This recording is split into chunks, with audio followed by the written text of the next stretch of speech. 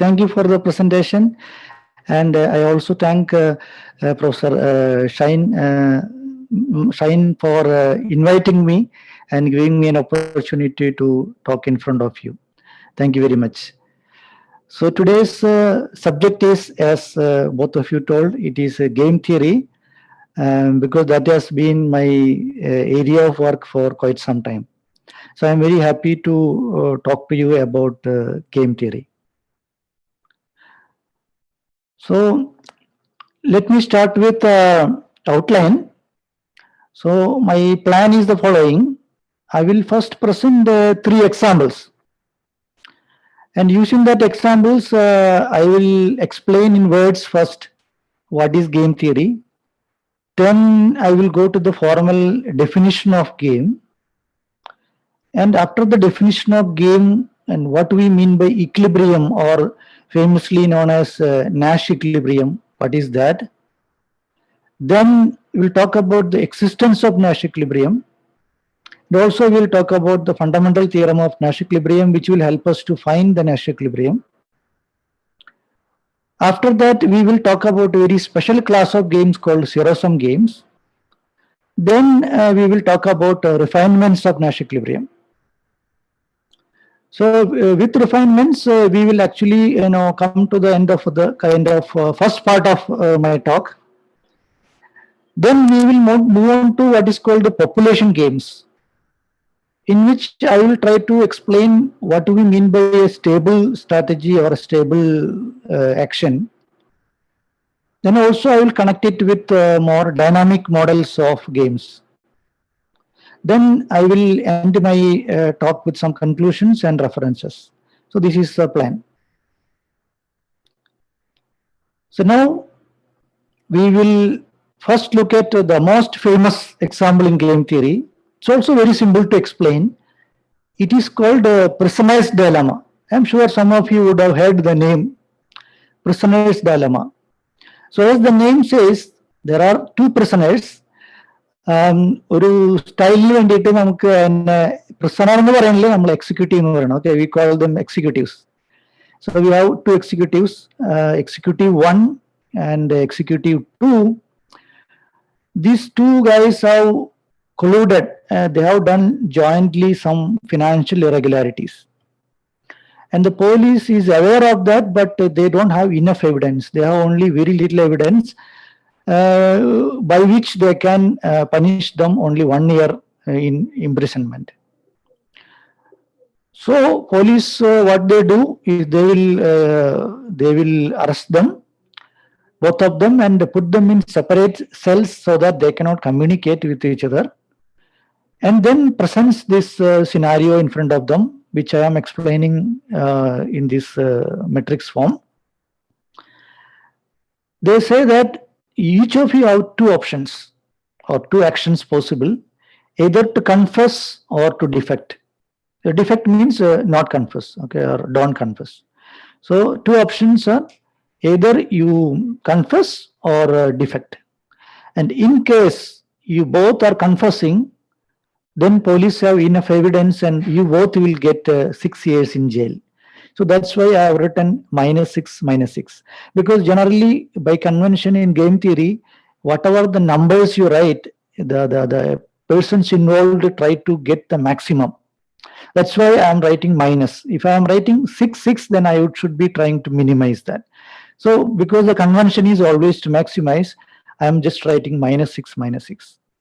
Now, if both the executives are choosing to defect, then both of them will get 1 year in jail, because there is a lack of evidence there.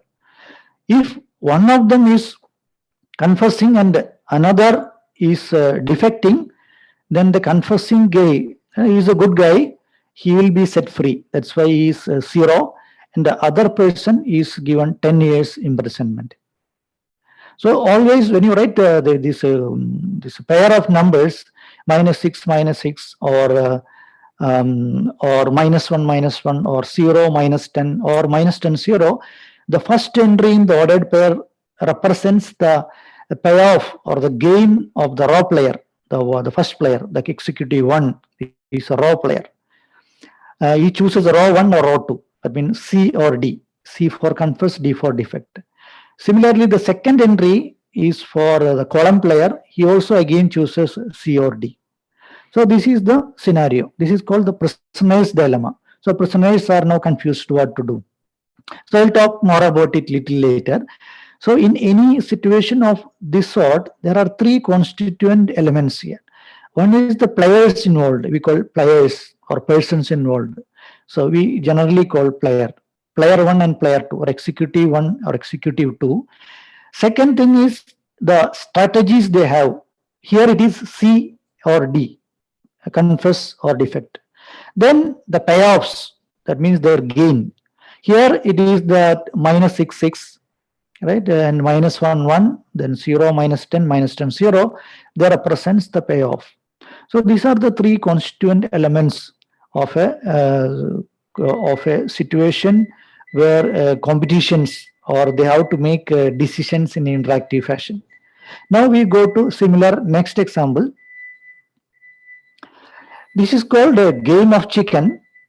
Of course, here chicken is used. No, it is not the chicken of our biryani, chicken biryani or butter chicken. So this is the meaning called chicken means covered. നമ്മൾ മലയാളത്തിൽ പേടിയുള്ള ആളെന്ന് പറയും, ധൈര്യമില്ലാത്ത ആള്. So he's a covered. That's why this game used to play by American teenagers maybe 50, 60 years back. So there are two teenagers, teenager 1 and teenager 2. They have their own cars. So they drive towards each other in high speed, the car. Now they have two options each. They can either go straight or they can swerve. That means they take a detour and escape. Now, if both of them go straight, because they are driving towards each other, they both will get seriously injured. That's why I have written -2, -2 as their gains or payoffs. Now, if both of them are deciding to move away or swerve, then both of them have no injury, and also they don't get any good name among peers. So I have written 0, 0. They don't get anything. Now, on the other hand, if one of them is going straight, other is escaping, then the person who is going straight is the hero, so-called hero in quotes, okay, hero, and he gets 1, and the other guy who escapes, he loses his face in front of the peers, he gets -1. Again, the first entry in each ordered pair means that it is the payoff for the raw player, the teenager 1, and the second entry in each ordered pair is the payoff to the column player, namely the teenager 2. So here again, the three constant elements, there are players, teenager 1 and teenager 2, and then strategies. Here strategies means go straight, which we denote for teenager 1 as S1, strategy 1, S for strategy, and S2, swerve. Okay. Now for teenager 2, we use the notation T1 and T2. So I am also introducing some notations along the way. So this is the game of chicken. Now we go to the next game. This is famously known as hawk-dove game. So this is very famous in ecology and biology literature. Hawk-dove game. Here we are concerned with a species of birds. In general, you can think at a particular species of animals. Again, they have two types of behavior possible for each such bird or animal. Either they can go with hawk behavior, or they can go with dove behavior. So hawk behavior, as you can guess, they always go for fighting. So they are competing. The animals are competing for a resource worth the value which we denote by V. The value of the resource for which they are fighting is denoted by V. If you want fixed ideas, you can think that V equal to 2, for example. Then if they fight and they get injured, there is a cost of injury. That is kind of 6. So injury is costlier than the resource value. That's what we are assuming here. And C is the cost of injury. Now, if two dove behavior meets, dove meets, they don't go for fight. What they do is that they just display their strengths. that we are seeing in Ukraine now. The Americans on the other side, NATO on the one side, and Russia on the other side, they are displaying their strengths. Like that, if a Dow and Dow, they keep displaying their strengths. They don't go for all-out fight. So they eventually one of them retreats, he loses, and another person gains, wins. He gets the value V, and the guy who retreats gets 0. So that's why I have written V by 2. On average, the Dow population gets V plus 0 by 2, V by 2, V by 2. Similarly, if there are two hawk people come together, they go for a fight. One gets injured badly, another wins. So again, one gets V, another gets minus C. So again, V minus C by 2 I have written. V minus C by 2, V minus C by 2. Now, on the other hand, if a hawk type is competing with a Dow type, hawk goes for a fight and Dow flees. So Dow gets nothing, 0, and hawk gets V, the value V. So if you want to fix ideas, you may imagine that V equal to 2 and C equal to 6. In that case, this would become minus 2 minus 2. Then V will become 2 0 0 2 and 1 1, that way. Here again, in the hawk Dow game, we have the players, then namely the animal 1 or the bird 1 and bird 2. Then we have strategies, that S1 equal to hawk, S2 equal to Dow. For the player 1, this one, and for 2 also, we have T1 and T2, namely hawk and Dow respectively. So these are the three examples we start with. Now, taking motivations from these examples, let me take a sentence from this famous book. So this is written by 3 Israel authors, namely Game Theory by Mashler, Solan, and Samir. So they are very famous in game theory. It's very comprehensive book in game theory. Namely, it is almost like 1,000 pages. So you may search in this book for any information, or almost any information on game theory. So according to them, we can say that the game theory, we can say it's a kind of modeling and analysis of situations of interactive decision making.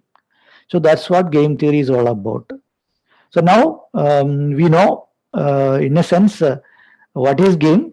And in each of these examples, what each player is trying to do is that they want to choose S1 or T1 or S2 or T2 so that what they get is maximized.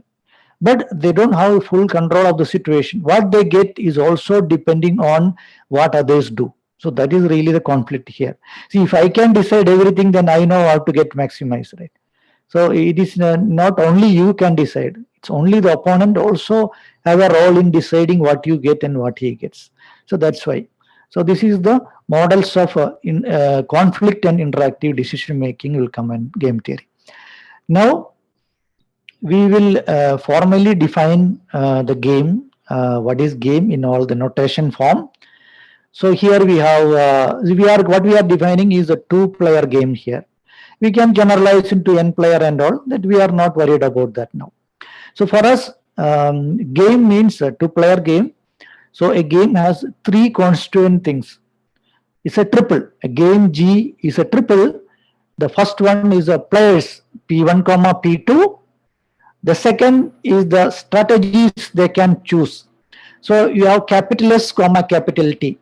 So capital S is a set of actions possible for player 1. Let's be n of them, S1, S2, Sen. And capital T contains T1, T2, Tm. M actions possible for player 2.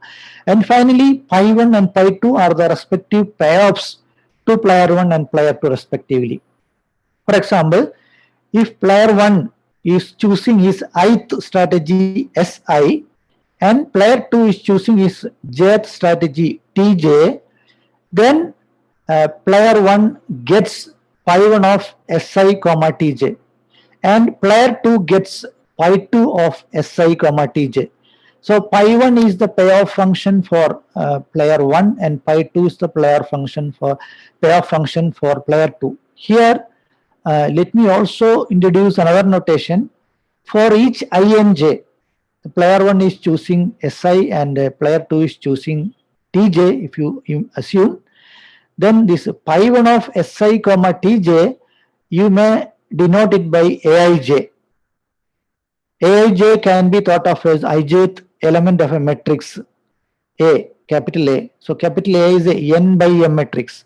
So the dimension of the matrix depends on the number of choices available to each player. So number of rows is same as the number of choices for player 1. Number of columns is same as the number of strategies available for player 2. So this A equal to Aij matrix represents the payoffs to player 1 whenever the strategies Si and Tj are chosen respectively by the players 1 and 2. Similarly, Bij equal to pi 2 of Si Tj represents the corresponding payoffs for player 2 when the corresponding choices Si and Tj are made by these players. So a game as defined here is also possible. It is also possible that we can define it by two matrices A comma B, which we call it as a bimatrix.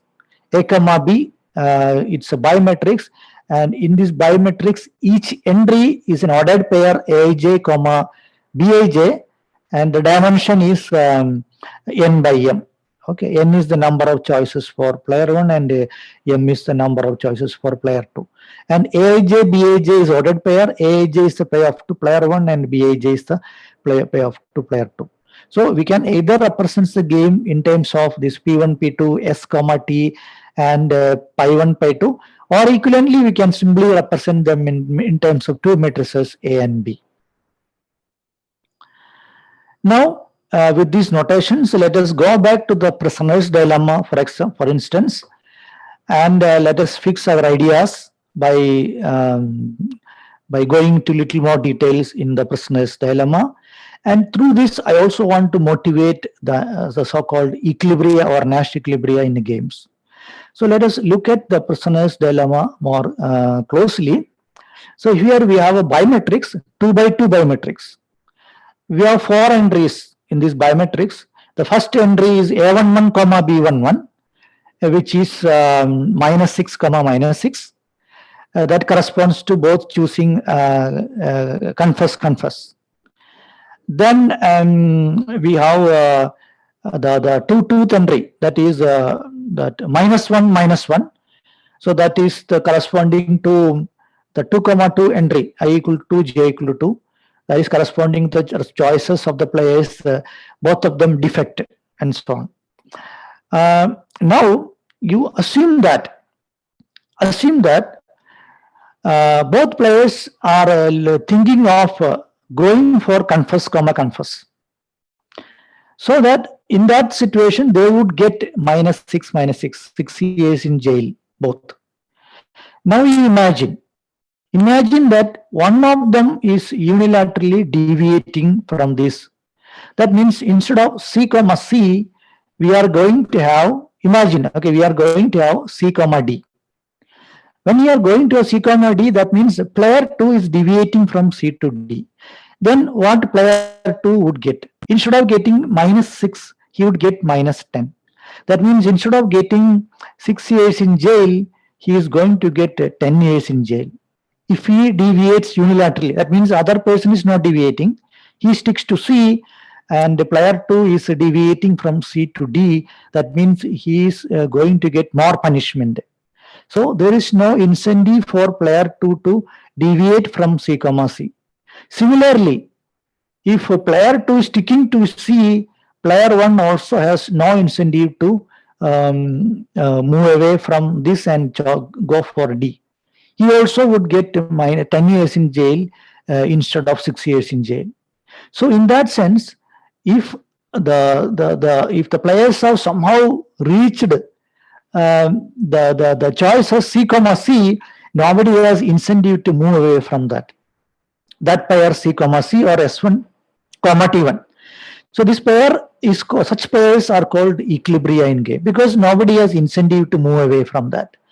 Now you look at the pair S2 comma T2, namely D comma D, defect comma defect. So in that defect comma defect, what both of them are getting? Both of them are getting 1 year in jail. And suppose that player 2 is deviating. Instead of getting 1 year in jail, if he is deviating, what he will get? He will get a 10 year in jail. No, okay. So now once again, so if both players are choosing D comma D, I'm repeating, if both players are choosing D comma D, they are getting 1 year in jail, -1.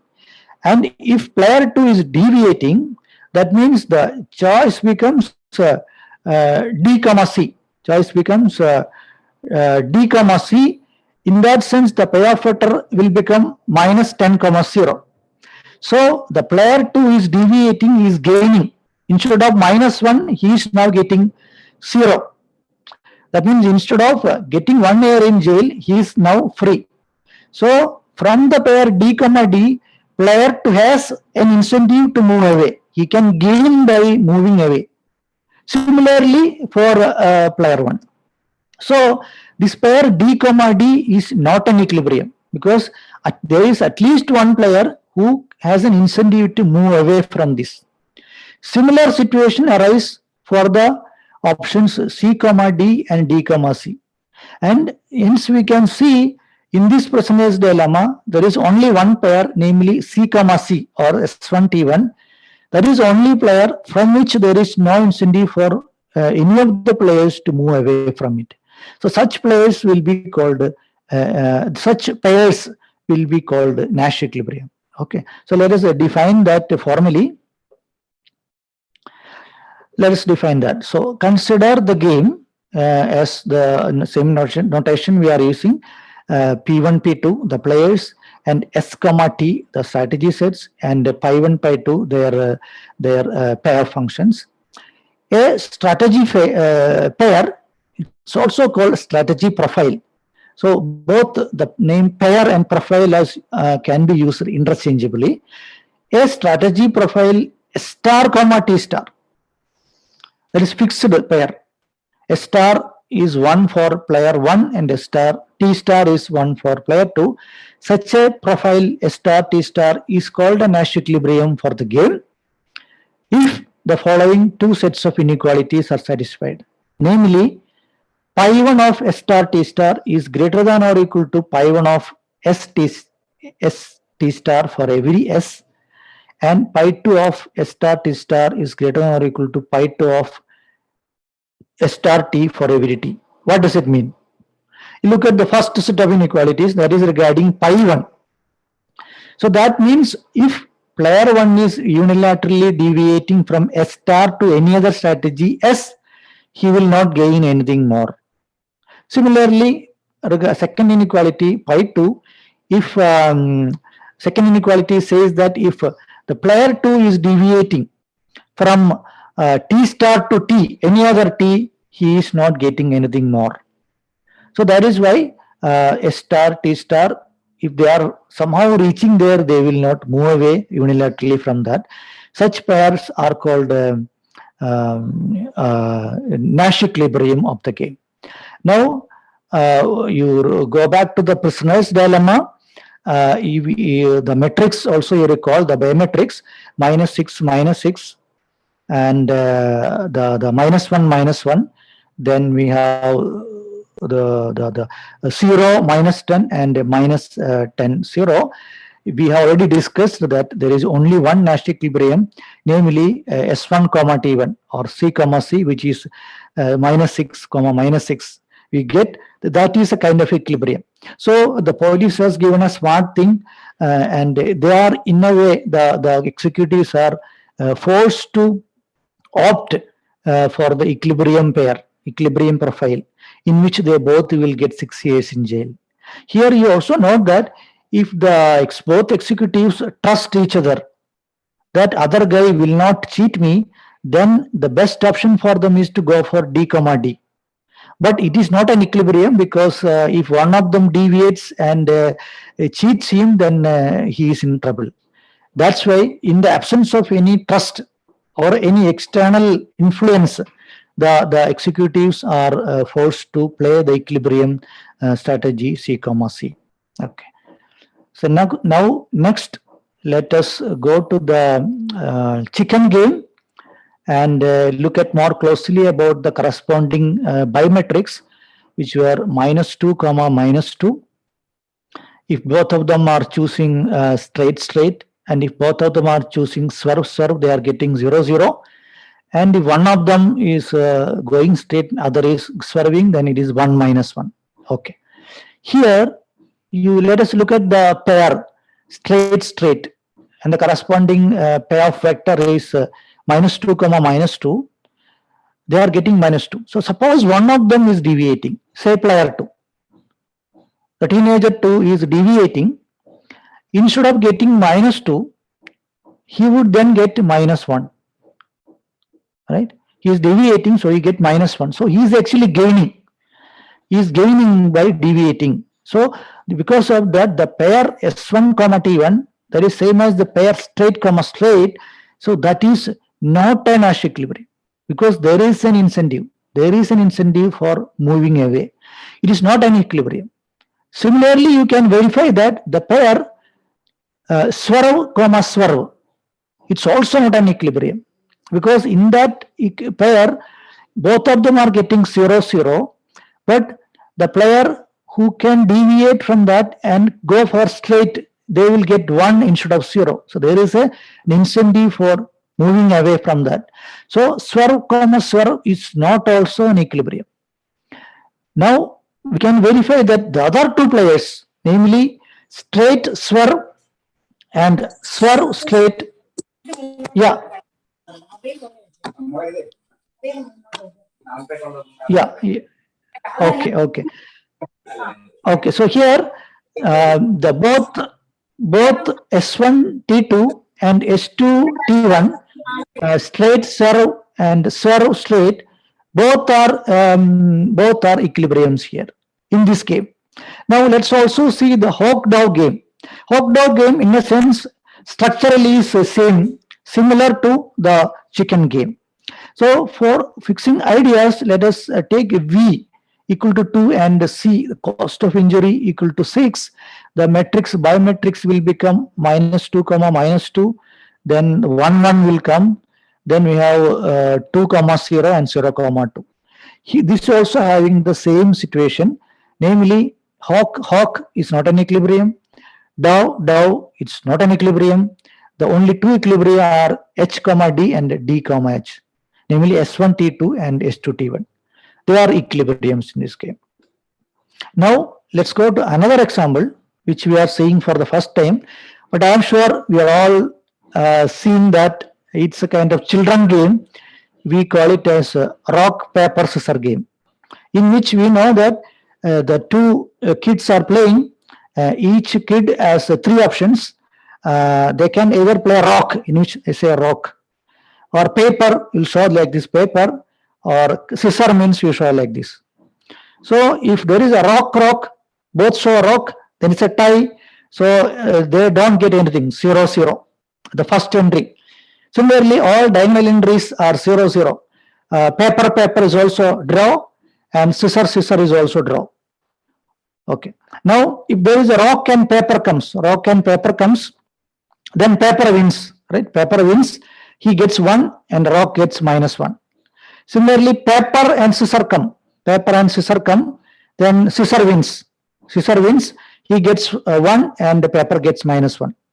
So on. So this, we are all familiar with this game, rock, paper, scissor game. Here, this is a 3x3 case, because both kids have 3 options each. Okay, so we have 9 ordered pairs of pair factors are there. Here we can see that none of these 9 options, you go with rock, or rock, paper, or paper, rock, paper, scissor, none of these is an equilibrium, because you take any pair, one will be, at least one of them will be able to deviate and get more. For example, if there is a rock, they are getting 0, 0. Definitely, one player can deviate and go to paper. he will win and he will get 1, like that. So you can verify that none of these 9 pairs are equilibria. So this game, it appears that there are no equilibria. So that's what happens in general. The games of this kind, these matrix games, may not have an equilibria unless you expand the meaning of equilibria. That means we have to go for something called randomized strategies or mixed strategies. So this is also very indicative. For example, if you have played as a kid this rock, paper, scissors game, you would know that, see, generally it is played repeatedly, once, twice, and like that. So if you always show rock, then other player is smart and he will play paper always, he will win. Or if you always play paper, other guy will always play scissor. So you should not fix your choice always. You should keep changing in a randomly your options. Then only we can expect to have an equilibrium. Otherwise, people will be able to deviate and gain more. So that is the motivation of so-called mixed strategy. Okay. So here, let us see what is a mixed strategy. As I told, if you have a game, we have P1, P2, there are 2 players, game G, P1, P2, then strategy sets S, T, and payoff functions pi1 and pi2. Okay. Now, they are also equally represented by the matrices A, B. Okay. So now, in n vector, x equal to x1, x2, xn. So x is an n vector in Rn, you say. This n vector is called a mixed strategy if all these components x1, x2, xn all are non-negative and they add up to 1. Their sum is 1. Similarly, a m vector y equal to y1, y2, ym is a mixed strategy for player 2. Is the same conditions. All the components are non-negative and they add up to 1. Now, what is the interpretation? The interpretation is that the x1 means if x equal to x1, x2, xn is a mixed strategy for player 1, its interpretation is that x1 is the probability that the player 1 is going to choose his first strategy S1. x2 is the probability that he is going to choose the second strategy S2, and so on. So so we are doing in a randomization now. We are not choosing with certainty what you are going to do. Instead, we are going to choose them with, for example, is that you are choosing x equal to 1 by n, 1 by n, 1 by n, and so on. So I am going to choose my options with equal probability. It's one option. It can be 1, 0, 0, 0 also. So the pure strategy S1 can be equally represented as 1, 0, 0, 0. I'm going to choose the first one with the probability 1. Similarly, the second pure strategy is 0, 1, 0, 0, 0, like that. Now we have, that's what we have the mixed strategies X and Y. Now also note that if a player 1 is choosing a mixed strategy or randomized strategy X and player 2 his randomized strategy Y, what is the on average what player 1 would get? You can guess that it is a summation over all I and j, the product xi, yj, and pi1 of si, tj. And this is also written as summation xi, yj, aij. Also, we can write it in the matrix form. This pi1 of x comma y, the matrix form is the vector x multiplied by the matrix A multiplied by the vector y transpose. Okay, that we can write pi1 of xy is x a y transpose. Similarly, the average payoff going to player 2 is pi2 of xy is x b y transpose, because B is the payoff matrix for player 2 and A is the payoff matrix for player 1. So note also that I already mentioned, but I want to emphasize the fact that a pure strategy Si for player 1 is identified with the basis vector that 0, 0, 0, 1, 0, 0, 0. On the ith space we have 1. Similarly for player 2, okay, his pure strategy Tj is represented by the basis vector 0, 0, 0, 1, 0, 0, 0, 1 in the jth place. Now, okay, so after defining the payoffs corresponding to mixed strategies, let us also extend the definition of Nash equilibrium in the mixed strategy framework. So the definition is similar. Okay. Here also we use the notation delta of S is the set of all mixed strategies for player 1, and delta of T is the set of all mixed strategies Y for player 2. Now, a strategy profile, a mixed strategy profile, X star comma Y star. X star is for player 1, Y star for player 2, is called a Nash equilibrium in mixed strategies. We have similar inequalities hold. That is, pi 1 of X star Y star is greater than or equal to pi 1 of X Y star for every X. That means if he deviates from X star to X, he will not gain much. He will not gain anything. Similarly, pi 2 of X star Y star is greater than or equal to pi 2 of X star Y for every Y. If player 2 is deviating from Y star to Y, he will not gain anything.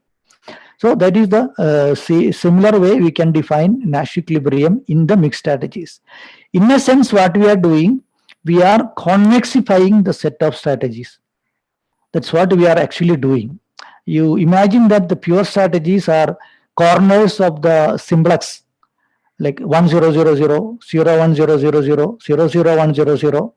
And the mixed strategy means it's actually convex hull of all of that, in a sense. Okay.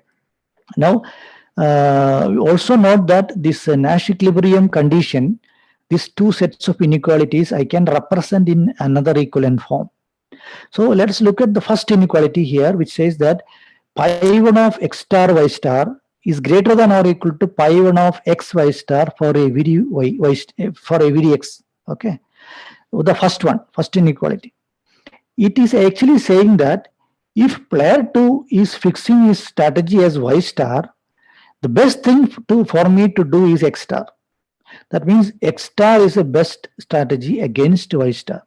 We would say that X star belongs to B of Y star, where B of Y star is the collection of all best responses against player 2's Y star.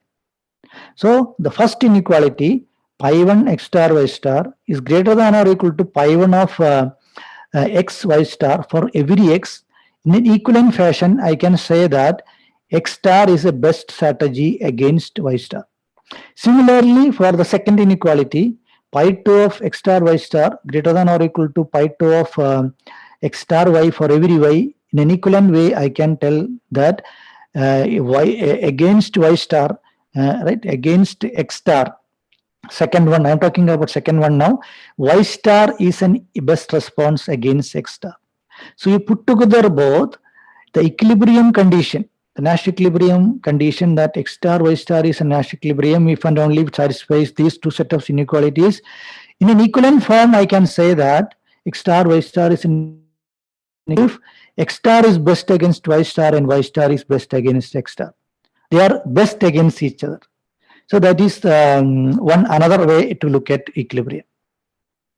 Now, the purpose of going to mixed equilibrium is that when you go to mixed equilibrium, we will always be able to show that there exists always an equilibrium in mixed strategies. This was not the case for non-mixed strategies or pure strategies, as we have seen and as illustrated by the rock scissor paper game. There was no Nash equilibrium in pure actions, but we can show that there will be Nash equilibrium in there also if you go to mixed. Before that, let us see that the theorem about existence of Nash equilibrium in mixed strategies. It says that every game has at least one mixed equilibrium. Okay, so the proof of it, I am not going to details, but idea I can surely explain. What you do is that you define a map F from the Cartesian product of the strategy spaces F from delta S cross delta T to itself. But this map is a set valued map. That means for each profile X comma Y, F of XY is a subset of this Cartesian product. So how I get the subset? What do you do? We have an X, we have a Y. As a player, I look at as a player 1, I look at other players' strategy Y and I collect all best responses B of Y. You take that and Cartesian product with B of X. So f of xy is b of y cross b of x. So this is a set valued map, and it all satisfies all the nice properties in which we can apply the so-called Kakutani's fixed point theorem. And then by appealing to this fixed point theorem, you can show that there exists an x star y star which is a fixed point of this map. That means there is an x star y star such that x star y star belongs to the set b of y star cross b of y star x star. So equivalently, x star is best against y star and y star is best against x star. That means that the x star y star is a Nash equilibrium. Basically, we are finding the Nash equilibrium into a fixed point problem, and using the fixed point theorem, we are actually proving that there is an equilibrium. Now, note that even though we have existence of Nash equilibrium, it may not be always easy to find the Nash equilibrium, because the previous theorem is an existential theorem. It is not a constructive proof of the fact that Nash equilibrium is out there. So to help us in doing that, to help us in finding Nash equilibrium for given games, it is that is given by so-called fundamental theorem. So we need the concept of a pure strategy being active in a mixed strategy. For example, you look at player 1, we say that SI, the ith pure strategy SI, is active in the mixed strategy x equal to x1, x2, xn, if xi is strictly positive. That means the ith pure strategy is picked up with strictly positive probability. Then we would say that the ith pure strategy is active in the mixed strategy x equal to x1, x2, xn. Similarly, for player 2, his jth pure strategy Tj is said to be active in his mixed strategy y equal to y1, y2, ym if yj is strictly positive. For instance, you go back to rock, paper, scissors game. It is a 3x3 game wherein each player has 3 pure strategies each. You look at the mixed strategy, say x equal to 0.1, 0.90. So in this, the third action, namely rock, paper, scissors, right? Scissors is the third action. The scissors action is not active because there is a 0 probability there. But on the other hand, the other two actions, rock with probability 0.1 and paper with probability 0.9 are there. So they both are active in this mixed strategy. So that is the meaning of a pure strategy being active in a given mixed strategy. So in terms of this notion, we can have the following fundamental theorem of Nash equilibrium, which shows that x star y star profile, it is a Nash equilibrium if and only if the following two conditions are satisfied. So we get a necessary and sufficient set of conditions for a profile x star y star to be a Nash equilibrium. So what is condition 1? Condition 1 says that you look at x star. If you take any two pure strategies which are active in x star, say S and S prime, then these two active pure strategies in x star should earn the same payoff against y star. That is, pi 1 of S y star should be equal to pi 1 of S prime y star. Similarly, for player 2, right? You take any two T prime which are active in x star, same thing we can tell for player 2. So in a nutshell, what condition 1 says that against other players' action, I should earn the same for all pure strategies which are in my mixed strategy x star. Similarly for other players. Okay. Now second condition, it says about if S is active in x star and S prime is not active in x star, then S should earn something more than what S prime earns. So the first condition is about comparing the two pure strategies which both have activity in the mixed strategy X star. But the second condition is about one having one is active in the X star and other is not active in X star. So the two conditions are actually different conditions. So this we can actually use it to calculate Nash equilibrium for various examples. And note also that, so this first condition here in this fundamental theorem, we can call it as the equality of payoffs condition, because it gives that any 2s and s prime or t and t prime you take, the corresponding payoffs against the opponent's actions equal, they say. Okay, so now let us go to the Hawk-Dow game first, and in which you remember that the payoff matrix AB was V minus C by 2, V minus C by 2. Then we have V comma 0, then 0 comma V, then we have V by 2, V by 2, where V is the value of the resource which you are competing for, and C is the cost of injury. Okay. Now you can, we have already seen that there are two pure strategy equilibria here. We already discussed that. Namely, Hawk comma Dow is an equilibrium, and Dow comma Hawk is an equilibrium. But there is actually one more equilibrium which is mixed here. To show that, what you do, you assume that there is an equilibrium X star Y star here. X star is equal to X1 star X2 star, and Y star equal to Y1 star Y2 star. Now we will use the equality of payoffs condition, which is a necessary and sufficient condition to get what is X star and what is X1 star X2 star Y1 star Y2 star. To get that, let us use the equality of payoffs condition. So X star will X1 star X2 star. If it is to be an equilibrium, equality of payoffs should be satisfied. That is, against Y star, S1 and S2 should earn the same, right? That will give the condition that minus 2, you go that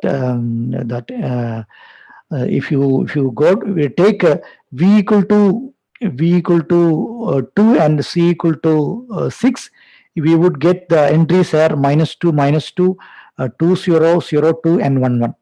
So that equality of payoffs condition would amount to saying that minus 2x1 star plus 2x2 star, which is equal to, both are equal. So that equality of payoffs theorem you are getting. So from that, these two are algebraic conditions, you see. We get algebraic conditions in x1 star, x2 star, y1 star, y2 star. Along with one more condition we have to use, because x1 star plus x2 star is 1, because it is a mixed strategy, and y1 star plus y2 star is also 1. Now all these algebraic equations put together, what you are getting is x star equal to 1 by 3, 2 by 3. Similarly, y star equal to 1 by 3, 2 by 3.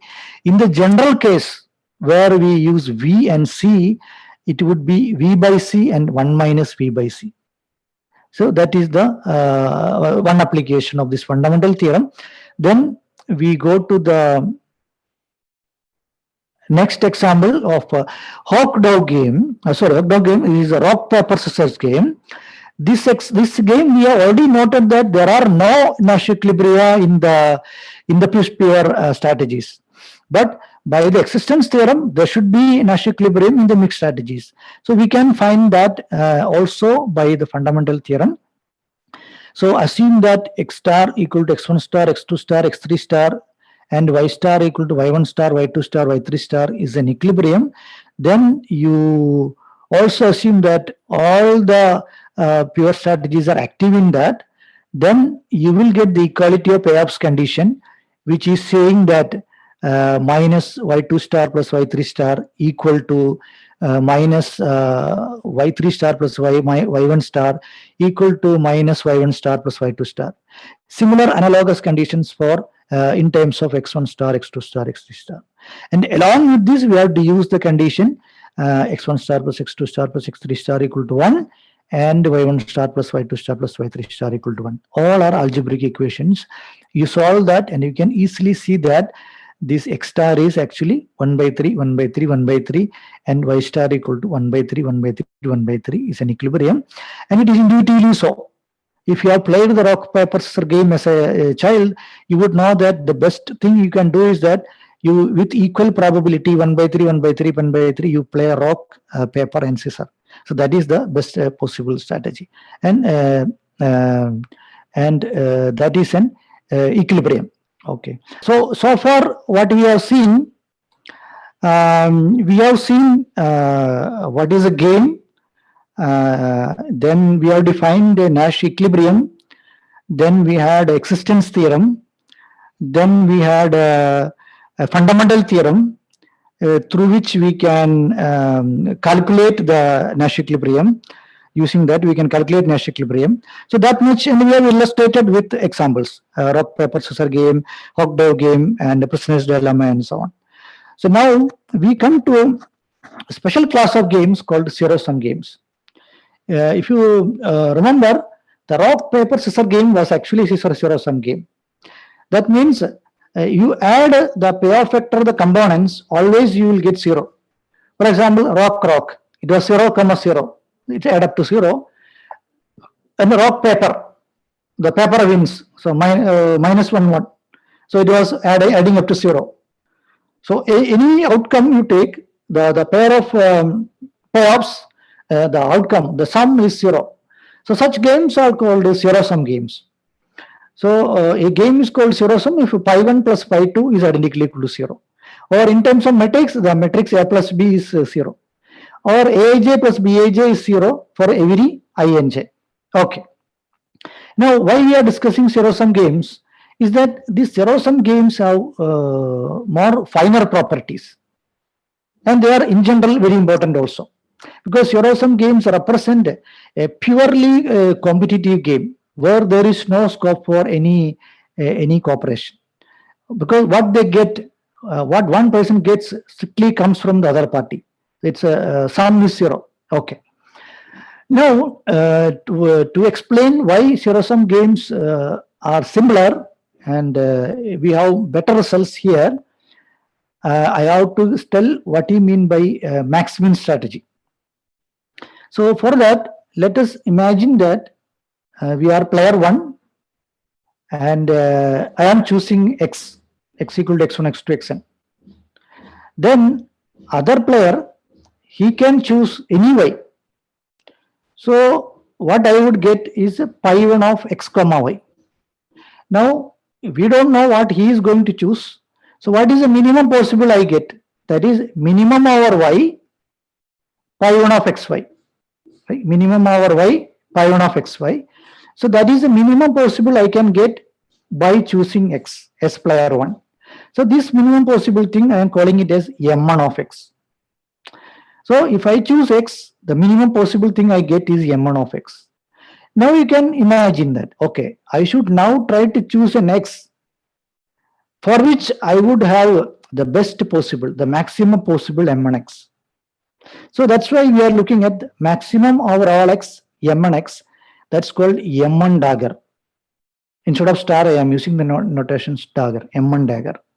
And an x for which this maximum is achieved is called x dagger.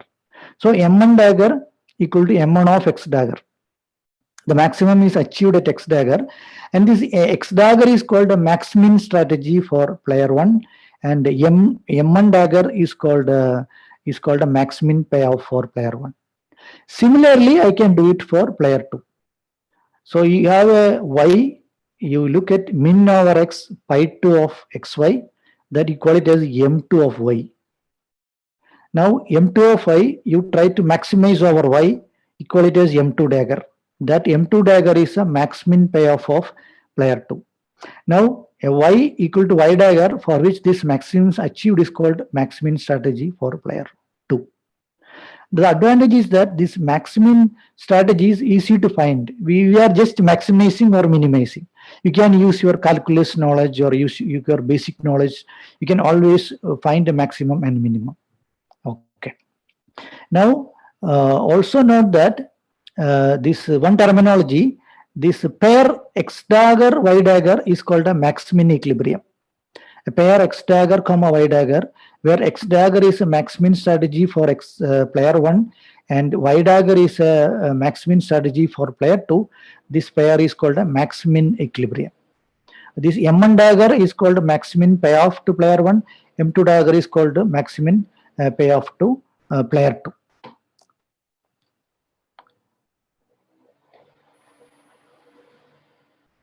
Now, I will explain one theorem, proof of which I am not going to details now, but the statement is very important. It says that you consider any zero-sum game. In zero-sum games, there are three statements here. First statement says that a pair x star y star is a Nash equilibrium if and only if it is a max-min equilibrium. Because max-min equilibrium is easy to find. Just by maximization and minimization you can find. So for zero-sum games, you can find equilibrium just by using maximum minimum ideas. So that is the first statement. A pair x star y star is a Nash equilibrium if and only if it is a max-min equilibrium. The second condition is also very important. It says that whatever be the equilibrium you play, x star y star or x prime y prime, because a game may have many equilibria that we have seen for hot dog games or a chicken game. So whatever be the equilibrium you are playing, whatever you are getting, the player 1 and player 2 are getting is same. That is, M1 dagger is the thing you get in any equilibrium as player 1, and M2 dagger is that you are getting as a player 2 when you are choosing an equilibrium strategy. Okay, so this is only for zero-sum games. So it doesn't matter what is the equilibrium you are choosing, whether x star or x1 star or whatever. Any equilibrium you are choosing, what you get is going to be same. Okay, that is the second one. And third one, it says that M1 dagger plus M2 dagger equal to 0. That is not a surprise because we are dealing with zero-sum games. So the proof of which we are not worried now. Now the third statement, M1 dagger plus M2 dagger equal to 0, has another interpretation, which you substitute. What is M1 dagger? M1 dagger is maximum overall x, minimum overall y, pi 1 xy, plus M2 dagger is maximum over y, minimum over x, pi 2 xy. Now note that if the game is zero-sum, right? So pi 2 is actually minus pi 1. So the second term there is actually instead of max-min, it becomes third condition of the theorem, which is M1 dagger plus M2 dagger equal to 0. It actually reduces to saying that max-min of pi 1 xy is equal to min-max of pi 1 xy, right? So and this is called actually the Minimax theorem. So you may have heard the name Minimax theorem. This was so let me restate that in more familiar form. You take any n by m matrix, any rectangular matrix. It can be square also, no problem. Then we have max over x, min over y, xa y transpose, which is equal to min over y, max over x, xa y transpose. So this x is taken over all delta of s, all mixed strategies of player 1, and y is taken over all mixed strategies of player 2. Max min equal to min max.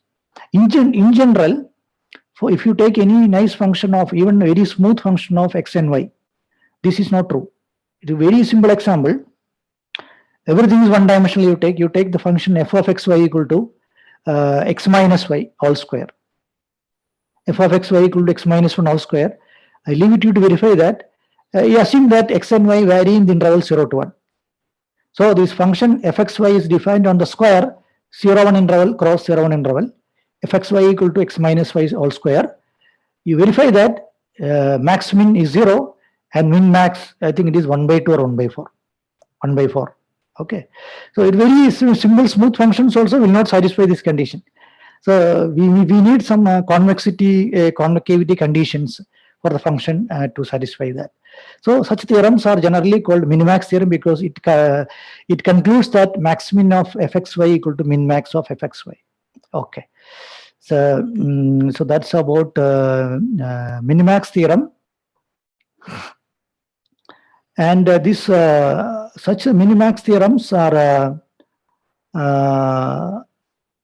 can be generalized in many ways. With we can relax many assumptions, and these many assumptions can be relaxed, and this theorem can be generalized in all possible ways. Okay, so in a nutshell about zero-sum games, what I want to say is that it is very simple to analyze, and it has the so-called interchangeability property. Okay, so it has the so-called interchangeability property, which says that if there is an equilibrium x star y star, and there is another equilibrium, say x bar y bar, so then x star y bar, you can mix it. That also will be an equilibrium, and whatever I get is always m1 bar or m2 bar. So you can there is a interchangeability property. It's very nice for zero-sum games, and also we can find it just by using max-min strategies. We can find the equilibrium. So that's about zero-sum games. So now we also note the fact that in general this interchangeability property is in general not true. If a games other than zero-sum games, this interchangeability property is not true. So because of that, in non-zero-sum games, we may need another methods. This may not work. We may need another methods. I will illustrate that with one or two theorems.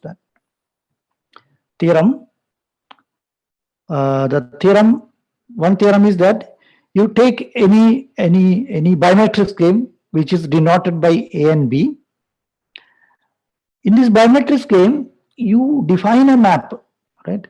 So the theorem says that if x star y star is an equilibrium, because ideally what I want to do here is that I want to, for non-zero-sum games, I want to explain one more method of finding an equilibrium which will be using nonlinear programming ideas.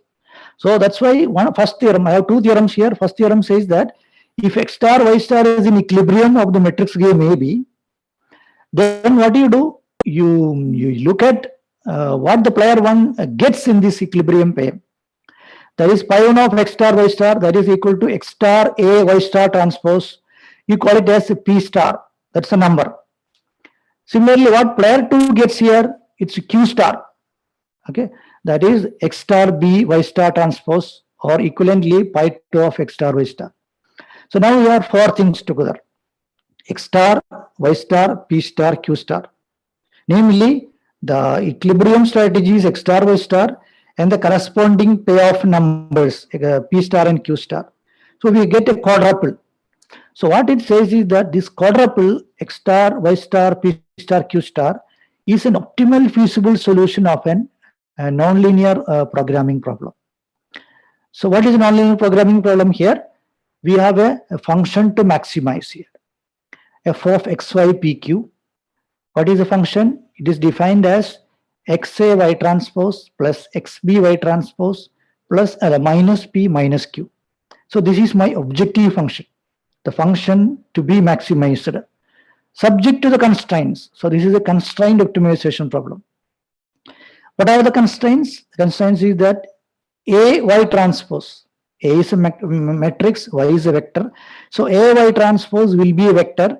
All components of that should be less than or equal to the number P. Similarly, XB, that is a vector. All components of that should be less than or equal to the number Q. And X is a mixed strategy, Y is a mixed strategy. That means all coordinates of X and Y are non-negative and their respective coordinates add up to 1. So this is a constraint optimization problem, and the objective function is a quadratic function. So this is, if you want to be very precise, it is a quadratic programming problem. And a quadratic programming problem, optimal solution, I can connect the Nash equilibrium, I can connect with the optimal solution of the quadratic programming problem. And the converse is also correct. That is the next theorem says. That says that if x star, y star, p star, q star is an optimal feasible solution of the above nonlinear programming problem, then x star, y star is a Nash equilibrium. Okay, that's the converse of that. So the pair x star, y star is a Nash equilibrium if and only if the associated quadruple is a optimal feasible solution of the corresponding nonlinear programming problem. So you can also use the method of nonlinear programming to find the Nash equilibrium. Now, if the game happens to be a zero-sum game, then the matrix B equal to minus A or A plus B equal to 0. So the objective function, in the objective function, XA y transpose plus XB y transpose will become 0. So objective function will reduce to, in the case of zero-sum games, f of xy pq will just becomes minus p minus q. It's linear. So it becomes a linear programming problem. So zero-sum games, equilibrium, I can always also find using a linear programming problem. Whereas in the biometrics game, generally for non-zero-sum game, it may be a quadratic programming problem. So that's what I wanted to explain in that. Now, please recall the fact that we have discussed the zero-sum games, wherein we can find equilibria through max-min strategies, and also we can find equilibria for zero-sum games through linear programming problems, and for biometrics games we can find it through nonlinear programming problem. That's what we have seen so far. Now, also note that in zero-sum games we have the interchangeability property. Namely, I can permute between the equilibrium, still what I get will be same. But that interchangeability property is not true for non-zero-sum games. So because of that, in non-zero-sum games where we have multiple equilibria, for example, chicken game or hot dog game, we have multiple equilibria. So there is a problem in choosing which equilibrium I will choose. There is a problem because in the payoffs, if I get in different equilibria are different. For example, you go as a chicken game. If I go with the equilibrium as player 1, straight comma swirl. I am a player 1, straight means I am getting 1. But if I am going for the equilibrium, swirl comma straight, so player 1 I am getting minus 1. So what I get in both equilibria are different, right? So that's a question in a non-zero-sum game. In zero-sum game, this question doesn't arise. So non-zero-sum games, which equilibria in case of multiple equilibria to choose is a problem. So that's why the idea of perfection of Nash equilibria or refinement of Nash equilibria is there. So I will briefly talk about that now. Okay, so I will define now perfect equilibria. To define that, we need the concept of interior. Strategy x equal to x1 x2 xn is interior. We say if all the components are positive, that means that mixed strategy, in that mixed strategy, all pure strategies are chosen with pure, strictly positive probability, like 1 by 3, 1 by 3, 1 by 3, right? All components are positive. Then we say it is an interior strategy because it will be the interior point of the mixed strategy simplex. Okay. With that notion, I can define now what you mean by a perfect equilibrium. Okay.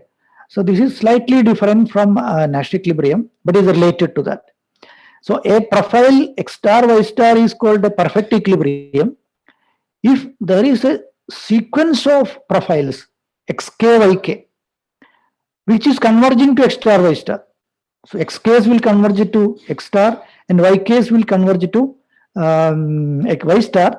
But these xk's, yk's are coming from the interior. That's the thing. So if x star, y star, I can approximate by a sequence of interior profiles, and this x star, y star is best against each xk, yk. So this x star, y star is not only tested against itself, it is also tested against a sequence of interior profiles. So that's why it is stricter than Nash equilibrium. We can show that every perfect equilibrium is a Nash equilibrium, but converse need not be correct. But we can also show that every game has a perfect equilibrium. Okay, that also we can show. Now, there are other notions of the refinements of Nash equilibrium are also there. So, namely, that perfect equilibria is just one way of refining Nash equilibria. Why refinement is required? Because of the multiplicity of Nash equilibria in many problems. So, perfect equilibria is one way to refine Nash equilibria. There are other notions like proper equilibria, persistent equilibria, and we have also set-wise notions of equilibria. So we are not going to the details of that. So let me refer to the book by Van Dam about stability and perfection of Nash equilibria. So this is a wonderful book which talks about all possible ways we can refine the Nash equilibria. So now, after talking about Nash equilibrium and its refinements, I should also mention at this point of time this. I wanted to end the lecture as the first part of the lecture here. The second part I have about 15 minutes. Okay. So first part ends here. I should remark here that we have seen the concepts of Nash equilibria, refinements of that. There is one more thing we have not seen here, is that there is a notion of Bayesian equilibrium. So that actually comes when there is a game with incomplete information. See, in whatever games we have discussed so far, I have complete information in the following sense. Because I know what are my actions. I know if I choose this, what I will get. I also know what are other people's preferences, actions and payoff. My choices, my payoffs, and their payoff, their choices, I have complete information about that. Such games are called games with complete information. We have so far discussed about that. Now, there are classes of games where there are games with incomplete information. That means I will not have complete information about what are the preferences or payoff functions of other players. So there also we can define equilibria, and they will be called Bayesian equilibria. So they are actually studied by economists mainly. Started the study of incomplete games by Harsanyi. And this perfection of equilibria was studied, initiated by Selton, another economist. And this equilibrium concept as such was introduced by John Nash. So these three people were awarded a Nobel Prize in economics in 1994. Here, Nash is a mathematician and other two are economists. So this is the first economics Nobel Prize related to game theory. After that, there are two other years. In 2005 also there was an economics Nobel Prize related to game theory, which the mathematician involved there was Oman. And in 2012 also there is a economics Nobel Prize related to game theory. There the mathematician involved was Shapley. Okay. So now I want to go next to another topic, which is called population games. So I will not have time to fully spend on that, but let us see how much we can go in that direction. So here, these population games in a sense is also kind of refinement, but refinement in a sense which is different from all the refinements I have talked about earlier. So here we need the concept of a symmetric game. So a matrix game A comma B or pi 1 comma pi 2 is said to be symmetric, right? If both players' strategies are same, that means S equal to T. And not only that strategies are same, the payoffs are related. That means pi 2 of x comma y is pi 1 of yx. In matrix terms, it means that B equal to A transpose. So in words, what is the meaning is that whether I am playing as player 1 or I am playing as player 2, my role is not important. What I am choosing, X or Y, that is the only thing important. So there is a symmetricity in the role. All the examples we have discussed so far were symmetric games. You can go back and verify. The matrix B is A transpose in all the games we have discussed. So in the symmetric games, we can represent it as AB equal to A transpose. So A transpose, if you don't want to write, you can just write a symmetric game represented by a matrix A. And for symmetric games, when B equal to A transpose, we can always show that there exists an equilibrium X star Y star where Y star equal to X star. Such equilibria are called symmetric equilibria, symmetric Nash equilibria. So that is equivalent to saying that X star is best against X star. So now note that both players have the same strategy space, delta S equal to delta T. So there is a concept of symmetric game and symmetric equilibrium. So now I want to motivate another notion of equilibrium, so-called stable equilibrium or stable state. To that, I want to motivate that through a very simple example. So here, this game is also like a hawk dove game, which we have discussed earlier.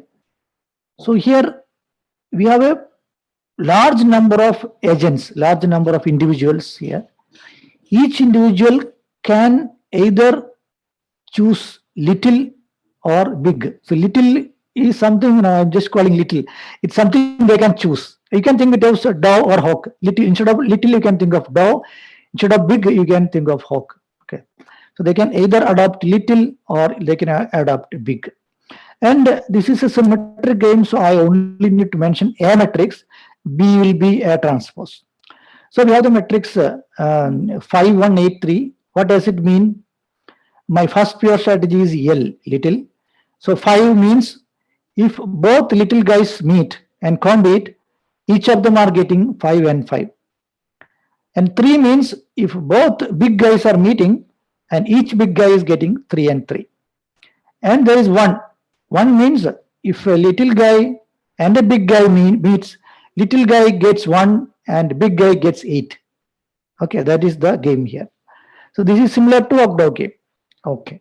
Now I want to present 2 scenarios here in this little big game. Scenario 1. You assume that the agents are keep on playing the game pairwise, right? 2 agents come together and play the game. All the agents pair off and randomly play. Then they do it next time instant also. They keep doing that. They keep pairing off, playing the game and random like that. In this scenario, assume that the population will evolve to a state where assume that the population has reached a state where all agents are playing only big. There are nobody who plays little. All are playing big. Okay. The little guys are wiped out of the population. Imagine that. Then in that population where only big guys are there, little bit guys gets mutated and act like little. Okay, small proportion mutation come and act like little. So the proportion, small proportion, let's call it as P. P is very small proportion like 0.1 or 0.01 like that. In this scenario, if you pick a person at random, what is the probability that he will be little? That is P. What is the probability that he will be big? Is 1 minus P.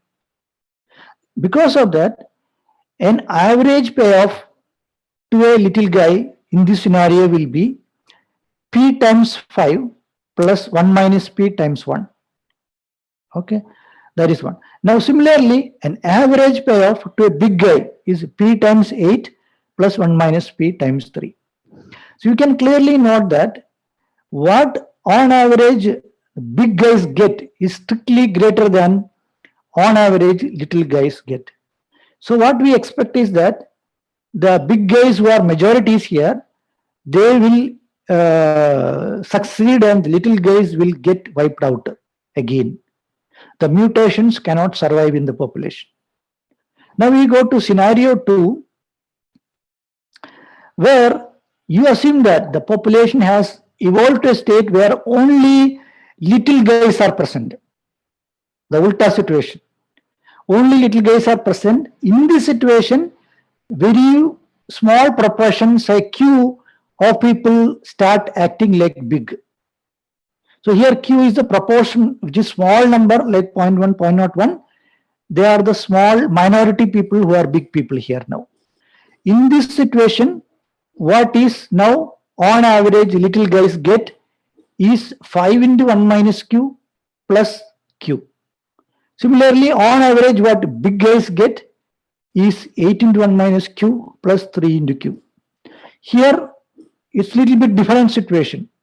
The big guys, even though they are minorities, they are strictly getting more than what little guys are getting, the majorities. So in this scenario, what one would expect is that biologically, these big guys will, even though they are minorities, they will dominate and invade the population. Okay, so that's why this the state of being all individuals is little, it's not a stable state. But the state of being big, all individuals being big, is kind of stable state. That's what I want to make a precise definition now. Consider the game, symmetric game corresponding to the matrix A, or now pi 1 and pi 2 are related. So I need to now only talk about pi 1, which is pi. Okay. So a strategy x star, which is x1 star, x2 star, xn star, is, you say that it is ESS, or it is stable in the evolutionary sense, because we are talking about biological evolution. If for every x not equal to x star, x means it's a mutation. If there is a mutation, if every x there is a mutation barrier p star, such that whenever 0 less than p less than p star, this p is a kind of small proportion of mutants, then in the incumbent, in the new population, where p proportion are like x and 1 minus p are like x star. That's why I am writing here in this inequality px plus 1 minus px star. In that new population, after little bit mutations come, the incumbent people, the x star people, earn strictly higher than the new entrants, the minorities, the mutants. Okay, so that's why it is called stable, because the mutations people, if they come in small proportions, they earn strictly less than the people who are already there. So this is very simple inequality. But to check whether one equilibrium, one strategy x star is really an ESS, it's not easy with this inequality. That's why this characterization theorem will help. So the theorem is that, I'm not going to details, but the theorem is that an strategy x star is evolutionarily stable state, ESS, if and only if two conditions are satisfied. One condition is that x star should be a symmetric Nash equilibrium. So that is a necessary condition. And one more condition will suffice, make it a sufficient condition. The condition is that, see, the first condition says that it is a symmetric Nash equilibrium. The second condition says is that it is, if there is any other best response to x star, then that best responses cannot survive in the population. So pi x star x strictly greater than pi xx. So that is a kind of second order condition. The first condition is equilibrium condition, second is a second order condition. So now we can use this characterization theorem, and yeah, so now I am almost time, I am almost finishing. Then you can go to the Hawk-Dove game. Okay, let us go back to the Hawk-Dove game and use this characterization theorem to find what is the stable state here. Before that, we can also see, needless to mention anyway, the little big game, we can easily see that the big x star equal to big is only symmetric Nash equilibrium, and we don't need to verify the second order condition because there is no other best response to it. Now coming back to the Hawk-Dove game, we have v minus c by 2, v minus c by 2, v minus c by 2. The matrix A is v minus c by 2, v, then 0, then v by 2. In this, we can verify that there is only one symmetric equilibrium here. The pure equilibriums are not symmetric. There is only one pure there is only one equilibrium which is symmetric, which is mixed, which can be shown to be v by c 1 minus v by c. That means the proportion v by c people act like hawk, and the proportion 1 minus v by c act like dove. So we can verify that this satisfies the second order condition, and it is an ESS. So if you take v equal to 2 and c equal to 6, this v by c 1 minus v by c will become 1 by 3, 2 by 3. In that case, the meaning is that the stable state for the population of hawks and doves is that 1/3 of the population should behave like hawk and 2/3 should behave like dove. Right. So you can also see in our look around, always in the population you see good guys and bad guys. Right. You can. I don't think we will have any situation where we'll have only good guys or only bad guys. So this is a kind of biological explanation for similar situations. We can also explain the fact that sex ratio. That means in the population there are females or males, right? Half half. This can be given a nice explanation using this kind of arguments. So because it is time, now I will go straightly skipping some slides. I will go to the conclusions.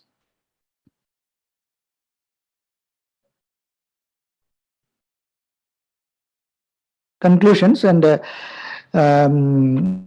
what I have done so far in this lecture is that I have started with 3 examples. Then through that we defined the game formally. Then I defined Nash Equilibrium, which was motivated through prisoner's dilemma. Then we also seen this rock paper scissors, that mixed strategy requirement we seen, because in pure strategies Nash Equilibrium may not always exist, and in mixed strategies Nash Equilibrium does always exist. That was a theorem proved by Nash in 1950. But then the existence theorem may not help us to get the equilibria, so we have the fundamental theorem through which we can find Nash equilibrium using a system of algebraic inequalities and inequalities. Then in zero-sum games, we can find them easily through either through linear programming or through max-min strategies. Then in non-zero-sum games, in two-person games, through nonlinear programming also we can find equilibrium. Now, in non-zero-sum games, the multiplicity of Nash equilibrium may create problem. There we may have to go for perfection of equilibrium or refinement of equilibrium. There we have the concept of perfect equilibria, proper equilibria, and outcomes. Then I talked about the Nobel Prize in game theory. The 3 Nobel Prizes were given related to game theory. So that shows the importance of the subject. And then I talked about another way of refinement of equilibria was through stable states. I explained in a slightly biological way, and I give a theorem of characterization. Through that theorem, we have seen that in the hawk-dove game, if v equal to 2 and c equal to 6, we have 1/3, 2/3 is a stable state. So then some reference, some topics we have not discussed in this presentation about in game theory is that there are many, right? There are many interesting topics which we are not covered. So in this talk, there are some of them I will tell now. The first one of them is that there are many games in economics, for example, which have continuum of strategies. Here, all the games we have discussed, the rock paper, you have 3 strategies, and the chicken game, all other games, you have 2 strategies each. But in many games in economics, we have a continuum of strategies. For example, the choice you have to make may be till what time I will play the game. So the choice is a time, which is a continuous variable. So there are many interesting games in economics where games are have continuum of pure strategies. We have not touched that. Then there are games with extensive form games, where if you know graph theory, there are a lot of games where it is easier that the game is represented in a tree form, tree in the game sense. In graph theory, you know what is a tree, right? So there are many games where it is natural that to express the game in a tree form. So they are called games in extensive form, and that all requires Nash equilibrium will be helpful, but another notions also will be helpful there. So that we have not touched. Then there are called dynamic games. That means there are games where people have to interact continuously over time. So that we have not touched upon much. Then there are games with coalitional games or cooperative games. So there are games where cooperations are very naturally happening. So then you have to also analyze how people make coalitions, and after making coalitions and playing the game, how they share the income they got. So they all can be studied in cooperative games. So then we can study also the learning in games. Okay, learning in games, where people talk about see, when you play games in a repeatedly, initially itself you don't start playing the equilibrium. You actually look at what others are playing, then accordingly you adapt, and actually you many problems you actually converge to your equilibrium. So there is a detailed study of that, which is very important in economics, is that is learning in games. So these topics we have not covered, but the fundamental topics of equilibria and existence, uniqueness, all that we have covered. So now some more references. The first one is the, you can say that the book by von Neumann and Morgenstern is the first textbook in game theory. It appeared in 1944. Then we have say one book by game theory book by Owen in 1982. It's very good reference. Then there is a game theory book in 90s by Friedenberg and Tirol. That's a very nice book. Then we have a very nice article in Berchmans about this game theory in evolutionary sense, which I put in 2003. It's a very good review article. Then we have a book by Schechter and Gindis, very nice book if you want to know about examples in game theory, which I put in 2016. And there is a book by Sorin and other authors. I think I wrote only Sorin. There are two more authors about mathematical foundations of game theory. So that is very mathematical. Okay, you see all the theorems and proofs and all that. So with this, I stop and I thank all organizers, in particular Professor Shine Matthew, for inviting me. And it's it's my pleasure to be able to talk about game theory in front of the students. Thank you very much. And if you have any questions or queries, I'd be happy to answer them. Thank you.